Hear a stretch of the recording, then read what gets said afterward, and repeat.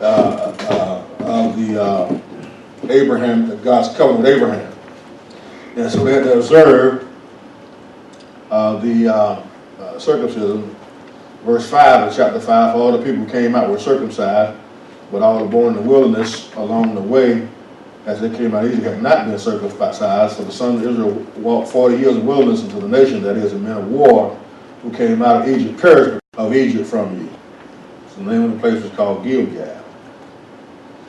And then in verse 12, they're going to no longer eat manna, they're going to eat from the fruit of the land that God had promised them. God was true to his word. And so the manna ceased, and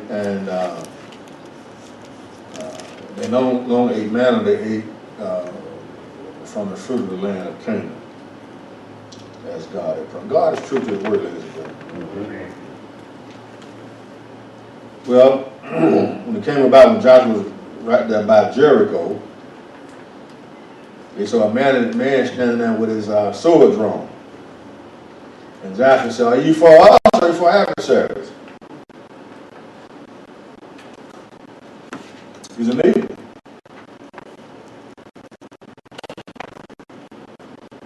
Brother, I am the captain of the host of the Lord. I think this is Jesus Christ here. Before he came to the womb of Mary. And Joshua fell on his face to the earth and bowed down and says, "What has my Lord to say to his servant?" The Lord's host said to Joshua, "Remove the sandals from your feet, for you're standing in his holy." And Joshua did this. Now notice it. He asked the guy with the sword, "Are you for us or are you for our enemy?" He's asking for neither one of y'all. See, the issue was not so much with God, with them, but where they were God. Come on now. And they must understand, as the captain of the host, this is the Lord's battle and not theirs. Right. Now, a good soldier is his captain. Right? And so, by our Lord showing up as a captain of the Lord's host of the Lord, the armies of the Lord, but he was telling them that if they're going to win this battle, they must fight God's battle God's way. Because what they get ready to do is going to look ludicrous and stupid.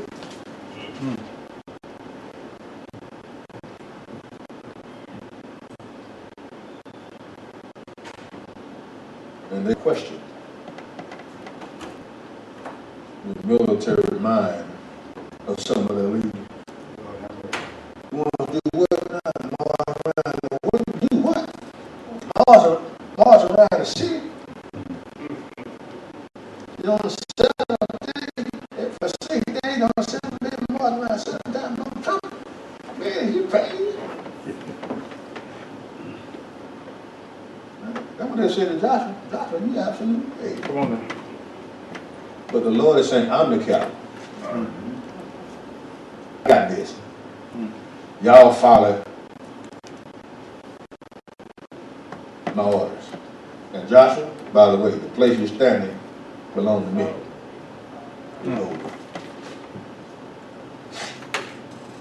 They've got to understand that even though they're going to eat from the fruit on the land of the promise and live there, they still must understand that every piece of dirt they stand on belongs to God.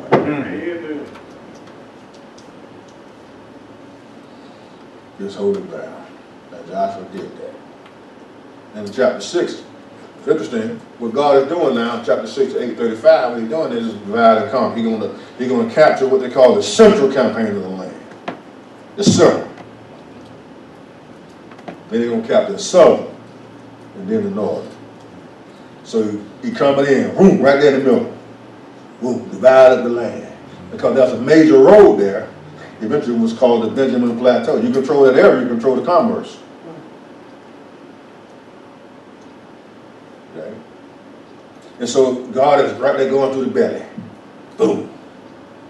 And notice what he says. Now Jericho was tightly shut up. That is, you know, when nobody going in, when nobody going out. And God said, see, I have already given Jericho in your hand with his kings and his valiant warriors. And you shall march around the city, all the men of war, circle the city once. You shall do so for how many days? 6 days. 6 days. Now notice, also the 7 priests shall carry 7 trumpets, a ram for the ark. On the 7th day, and march around the city what? 7 times. Notice you got here, you got 7 priests, 7 trumpets, 7 times. 7th day. And notice, the 7 priests shall carry the 7 trumpets of the ram of horns before they what? Ark. Now notice, 10 times ark is used in this chapter alone. Let me show it to you. Verse 4, ark. That's number 1. Verse 6, ark of the covenant. 2. Verse 6 again, ark of the Lord. 3. Verse 7, ark of the Lord. 4. Verse 5, ark of the covenant of the Lord. Verse 8, rather. Number 5. Number 6, verse 9, the ark. The 7th time, verse 11, ark of the Lord. 8th time, ark of the Lord. 9th time, verse 13, ark of the Lord. 10, verse 13, ark of the Lord. This is a spiritual battle, Joshua. It's not going to be won by conventional means of war. Brothers and sisters, let me say this to you. Everything in life that happens to you, I don't care what it is, good or bad, there's a spiritual reason why it happens. There's nothing that happens to you or to me where there's not a spiritual reason as to why it's happening.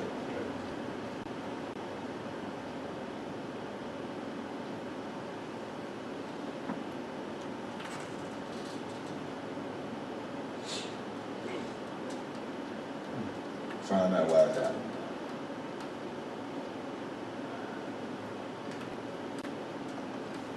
So what, I lose my job? One of the downsides. Well, I looked over my life and I didn't think of anything I was doing.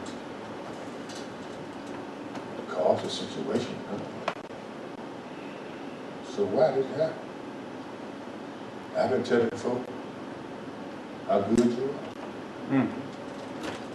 Well, the reason why I did it, to strengthen your faith. Let the people you've been talking to me about see your faith in action. Lord have mercy. That's spiritual wisdom.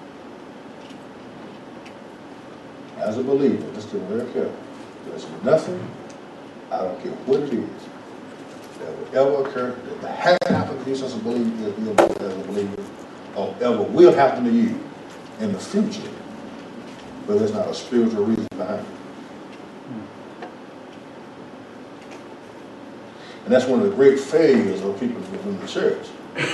They only look at the situation. They don't look at what is God trying to teach me in this situation. Lord have mercy. Okay? Well, there's one or two things God is doing. He's teaching, number one, some things about him that you didn't know. And number two, he's teaching some things about yourself you didn't know. That you thought you did.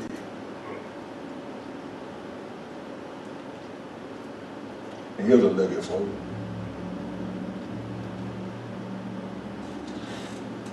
You, me, will learn more about God in our difficult times than we'll ever learn about him in our good times.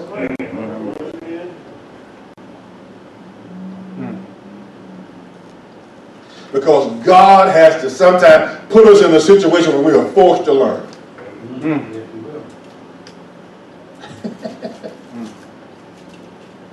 And when you learn it, you got it. Come on now. It'll teach you.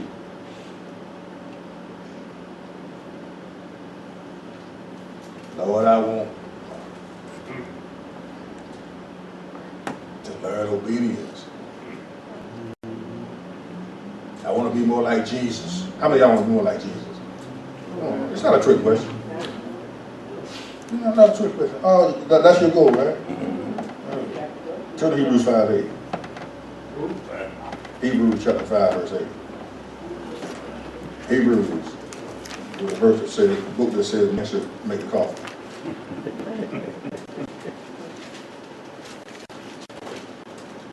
Hebrews chapter 5.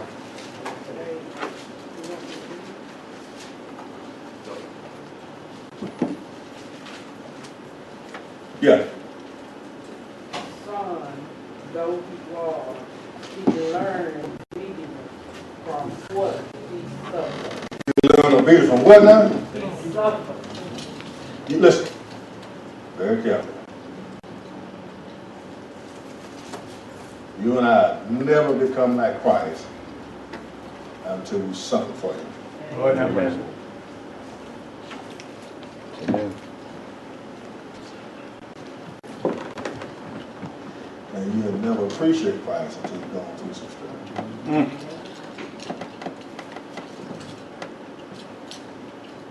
Turn to Philippians 1:29.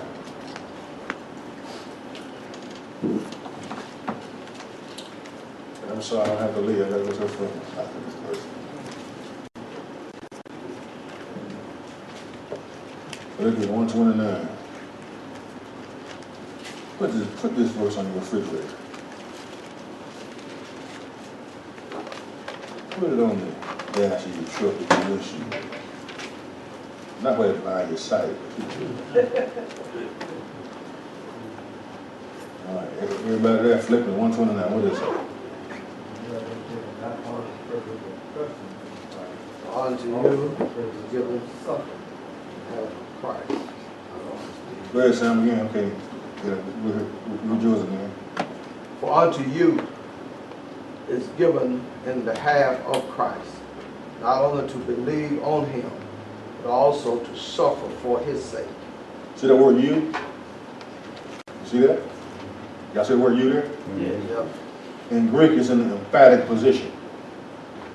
And what do I mean by that? It means to you and to you only.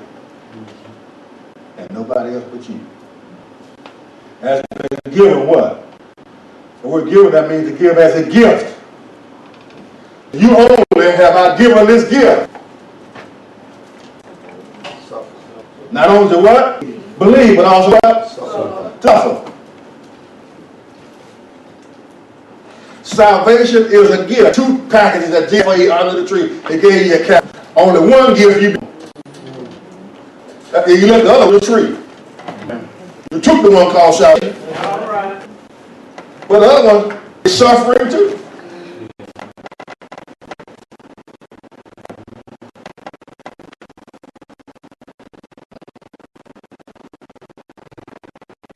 And so many believers don't want to suffer. They won't go through nothing for Christ. You ain't gonna leave this world without some suffering. Come on now.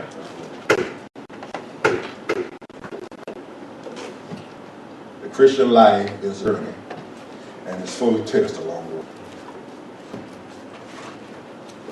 Now, here's right.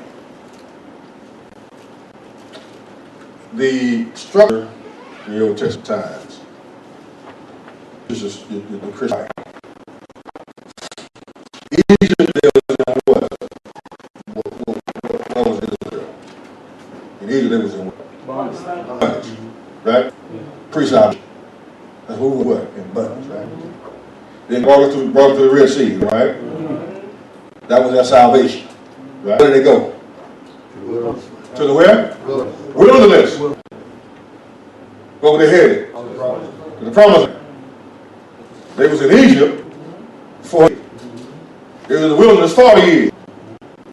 Because of what? Disobedience. So when you're in Egypt, you're in the world, God take you to the wilderness to get the world out of it. They go to Sinai to learn God's law. Right? Well, that's the picture Jesus is doing in the Gospels. Same picture. Okay? Get God's law. Right? On the way to the promised land. It was 11 days journey from Kadesh Barnea to the borders of the promised land. 11 days. 11 days. 11 days. 11 days. And Moses says in Deuteronomy, it came about in the 40th year.